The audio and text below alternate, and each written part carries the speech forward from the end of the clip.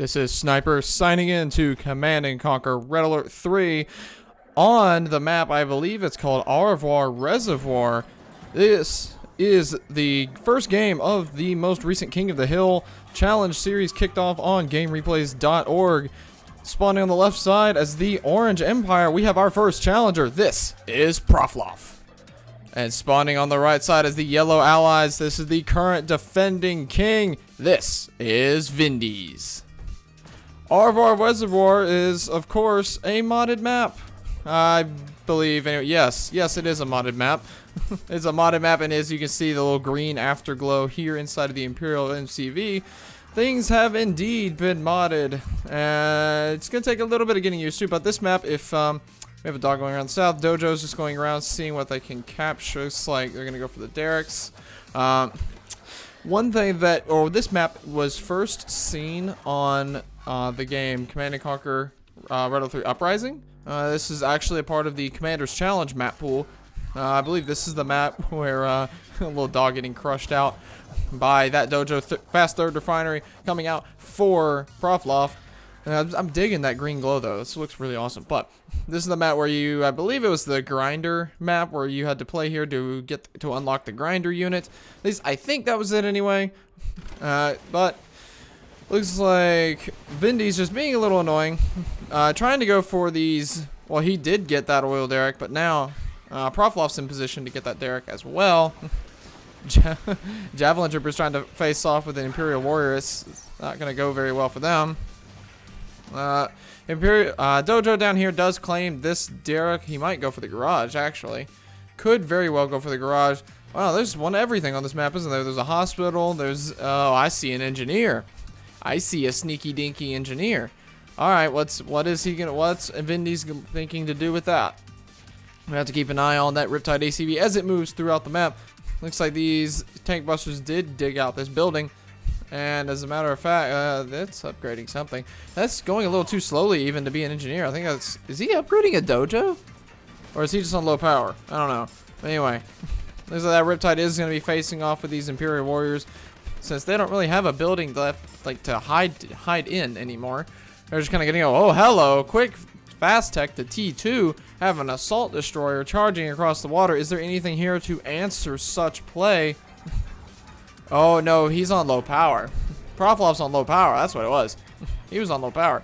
If we have a dojo and a mecha bay down in the main base, assault destroyer pushing across. Looks like one engine. I don't think that engineer went down. It should still be in there. Second assault destroyer is coming out.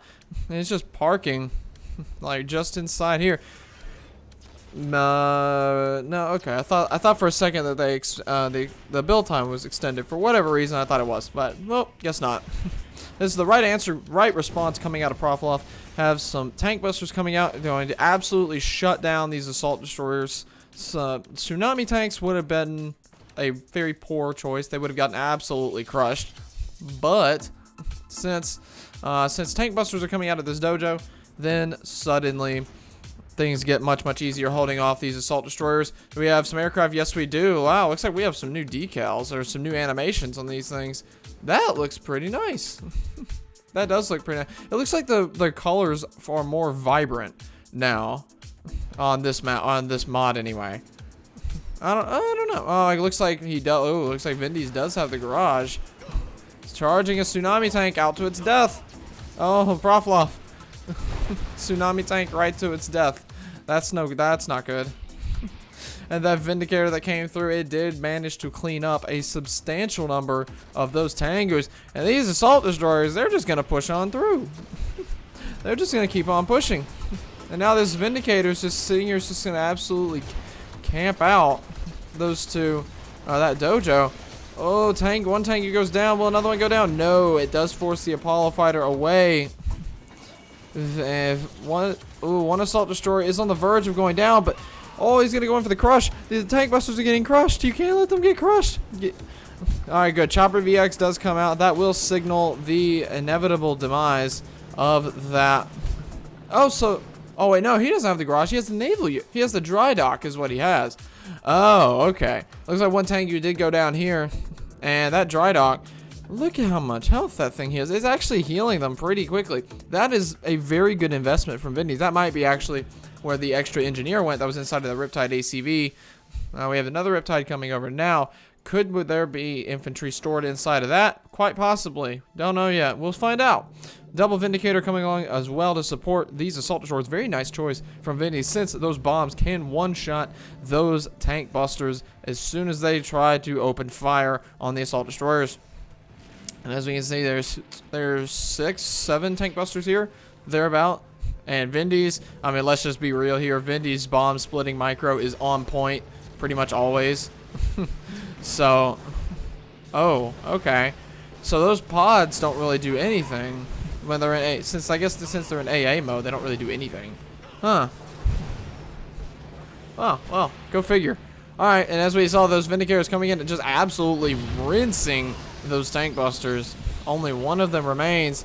Tengu's having to take to the skies. They're going to have to just try and gun these Apollo fighters right out of the sky. Does lose one chopper. Trades an Apollo fighter for it, but there's still one chopper VX in the skies, and that will be enough to chase away these assault destroyers. However, they are still getting those nice free repairs, and looks like Vindies is pushing his MCV forward, taking the aggressive expansion here. Already has the garage. Vindies is about to be on 4F, while Proffloff will only be on 3. Vindies is dedicating all of his time, or not Vindies, Proffloff is putting in a lot of his army, a lot of his forces to stopping the assault destroyers, where this is going completely unscouted. Vindies, the MCV move from Vindies is going to be completely unscouted, and it looks like there it is, the chopper VX. Will it get on the ground? No, it won't.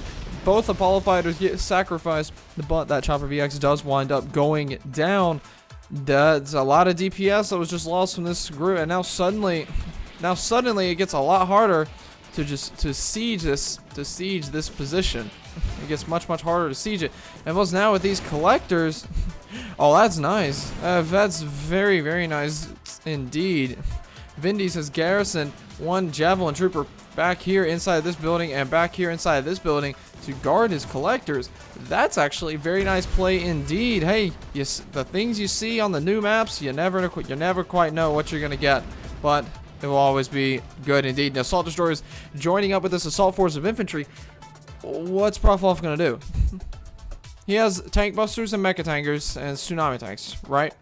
Well, he's throwing this mix in some Imperial Warriors as well. Well, there's Peacekeepers, Javelins, and the Riptide taking the front. And then if these assault destroyers, one sits on black hole armor and the other one sits on assault mode, this game's... Oh, I think this might be it. Proffloff has a bunch of Tengus over here not really even doing anything. He sees it now and he's getting them back into jet mode. He's going to fly them back across the map, but is it too late? Is this too late? Tengus are going to try and take to the skies, see if they can catch out some Vindicators. Do wind up catching one, but those Tengus are all going to go down. And one tsunami tank is going to get crushed. A lot of the infantry getting crushed by the tsunami tanks, but those assault destroyers and that Riptide are still alive. The MCV from Proffloff is still packed up. This thing is still packed up. Hold up. That MCV is still packed up. I mean, granted, it wouldn't really mean... Well, I mean, he could have, I don't know, could have gone down for a Dox core, perhaps. Perhaps a Dox. Or gone for a T2 upgrade on here. Gotten some more defensive targets. I mean, he could have put down Wave Force towers, I mean, for all that he could have done. I don't know. But, hey, oh man, this is no good. Assault destroyers are about to destroy the Mecha Bay. There's no hope for Proffloff here. Proffloff's got nothing. He has no production structures. Other than he still has his MCV, and that was, yeah, there you go, that's it. Proffloff winds up tapping out of the game right then and there. Oh boy. Oh, Proffloff. Alright, well, that was game number 1 in the challenge for the King of the Hill series. Now, King of the Hill is played with I believe a total of 3 matches. I'm not 100% clear on how King of the Hill works, but this is game 1. So now, not spending too much time, see the resources. Proffloff was actually ahead a lot of that game on resources. Wow. only a 9-minute game, roughly thereabout. Resources, not too much deviation, but Vindies was just more, as we can see here, just more efficient in that round. But without any further ado, let's jump straight into game number 2. Which brings us to the map, Cabana Republic, spawning on the left side as the red Empire player. This is Proffloff. And spawning his opponent, the current King of the Hill, ahead 1-0 in this series. This is Vindies. And now as for the scoring, I'm not exactly sure how the scoring for this works. Not 100%, but in any event, I know that or what I've read so far, challenge games, or whenever you challenge the king, you get basically a designated 3 matches to play. I'm not sure if there's like any best of 3 rules in play. It doesn't sound like that there are, but in any event, getting right back into this game, this is the updated version of Cabana Republic. It's like 1.12.4, I believe it is. I'm trying to look around to see if I see any substantial differences. Might have just been a few map bug improvements. Oh no! Oh no, the engineer! Oh, the engineer got walled off. That's depressing. Vindies already sending out some laser locking javelin troopers to get rid of these garrisons. Very smart play indeed, because these 2 garrisons can harass this ore node here while this harvester or collector is harvesting. Looks like a lot of the colors have just been made more vibrant altogether. Maybe, I mean, I could really notice it like right here on this, right here on the burst drone. It looks more well defined. I mean, maybe it's just me. I don't know. Maybe it's just me, but it does look very, very nice indeed. Mecha Bay heading straight down. That looks like a fast T2, unless he's on low power, and that's a Mecha Tengu. It stays on low power. That's it. 1 generator. Engineer going out here. Engineer here. Proffloff winds up getting both oil derricks. Very nice indeed. Does wind up securing both. That Riptide ACV likely has an engineer in it, and yes, there he goes. Will likely be going to secure that oil derrick and going to be getting Vindies that extra 15 cred every 2 seconds. Boxing a javelin trooper in here. Very nice indeed. If you're wanting to deal with some pesky little Tengus, just get some extra DPS on those Tengus. Say Scout from Vindies did get cleaned up. That will deny scouting information that Vindies could potentially be using. Riptide ACV not really gonna care what's going on. Just gonna make a beeline over and gonna take. Oh, there's another Riptide ACV. Gonna take both oil derricks. So now Proffloff got both the 500 cashbacks and a little bit of credits from here. I mean, he held those for like he held this one for maybe like 45 seconds. This one over here for maybe like 30 or so.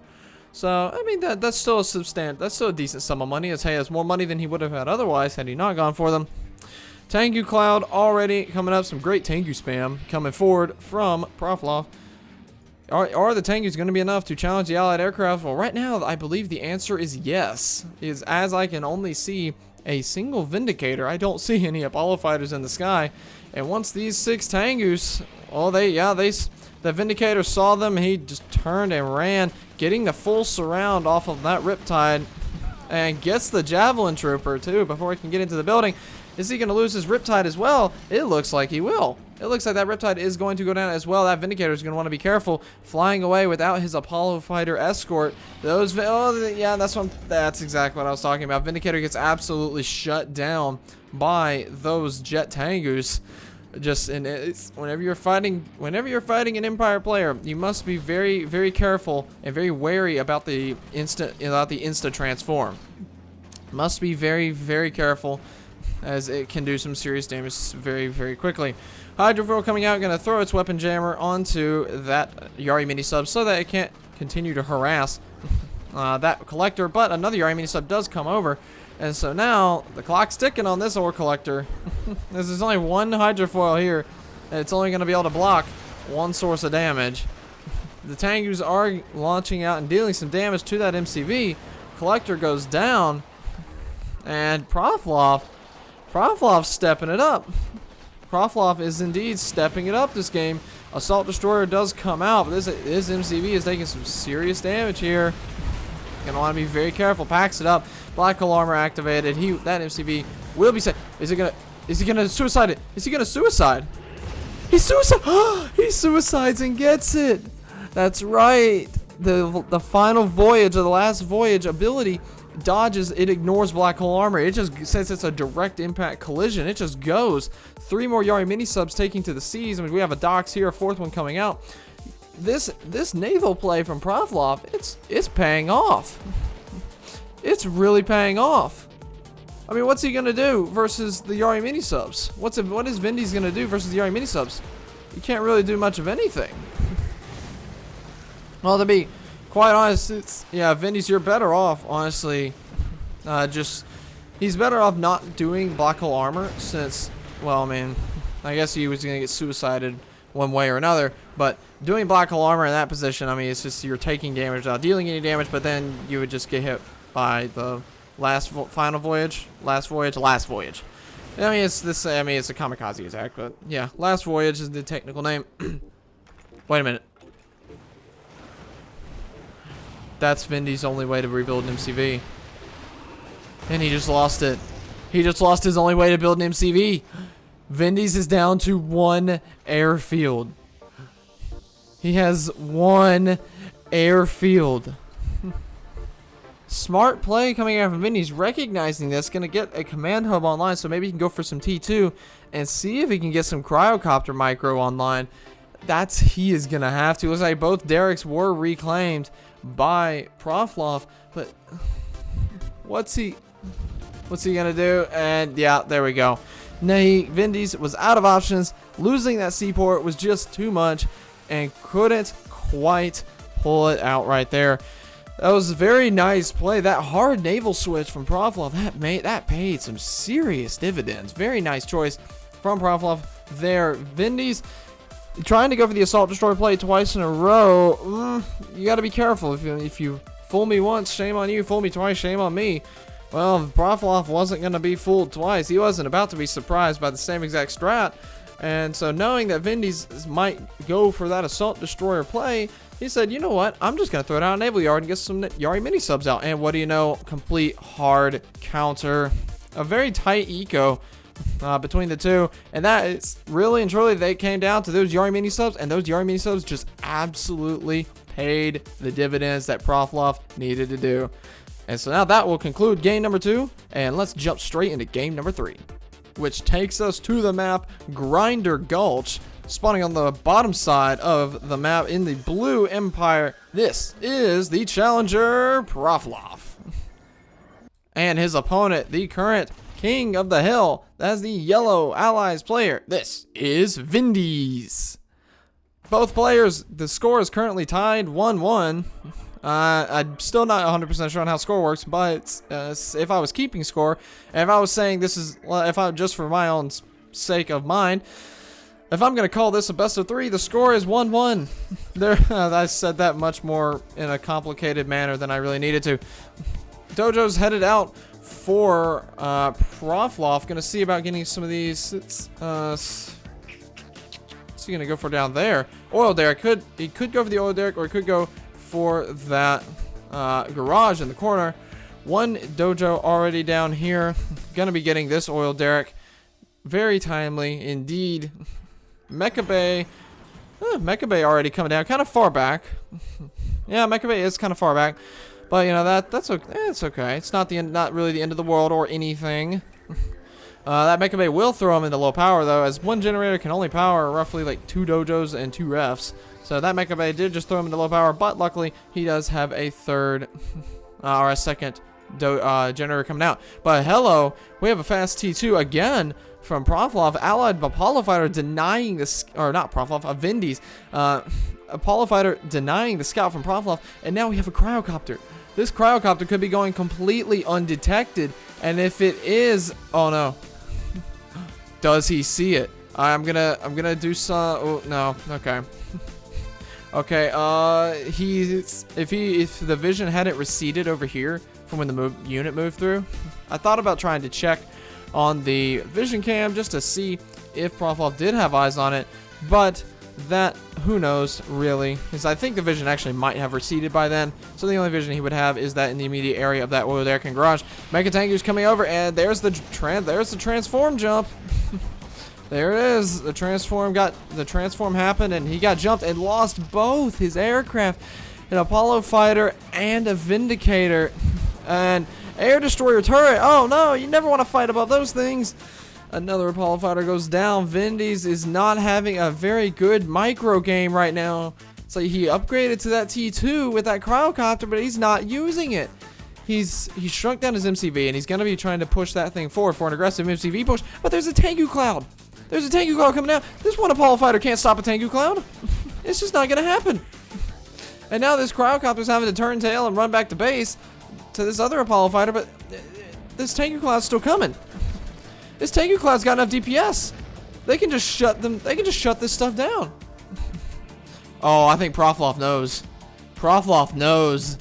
Oh, he knows it's there. He's going for it. He's going to get it. He found the cryocopter. The cryocopter's going to go down without having done anything. The MCV does deploy right on the front door of Proffloff, but what's he going to do?